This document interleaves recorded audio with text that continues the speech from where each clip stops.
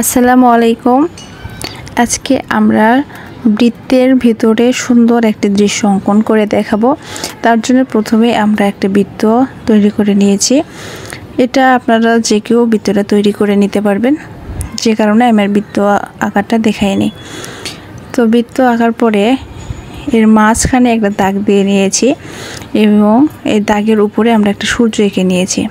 সূর্যের দুপাশে আমরা ঝাউ গাছ অঙ্কন করেছি এবং একটা ব্রিজ তৈরি করে নিয়েছি। এবার ঝাউ গাছের উপর দিয়ে আমরা একটা গাছের ডাল এঁকে নেব। গাছের ডালটা আঁকা একেবারে সহজ, শুধু আমরা দুইটা দাগ দিয়ে গাছের ডালটাকে এঁকে নেব। আমাদের গাছের ডাল কিভাবে অঙ্কন করছি আপনারা দেখতে পেলেন। গাছের ডাল অঙ্কন করা শেষ। এবার আমরা দৃশ্যতে রং করব। তার সূর্যতে আমরা হলুদ এবং কমলা রঙের মিশ্রণ করে রং করব, যে কারণে এক পাশে হলুদ এবং এক পাশে কমলা রং দিয়ে আমরা মিলিয়ে দিলাম। এবং ঝাউ গাছগুলোতে আমরা গাঢ় সবুজ রং ব্যবহার করেছি। দুপাশে আমরা গাঢ় সবুজ রং ব্যবহার করে নিয়েছি। গাছের ডালে আমরা কলিজা কালার রংটা ব্যবহার করব।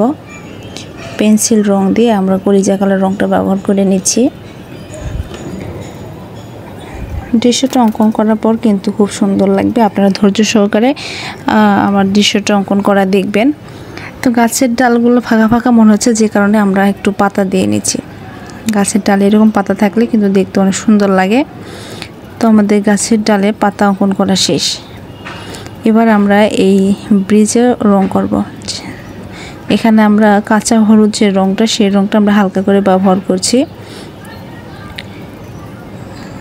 আমাদের ব্রিজে রং করা শেষ। এবার আকাশে এবং নিচে নদীতে আমরা আকাশি রঙের রংটা ব্যবহার করব।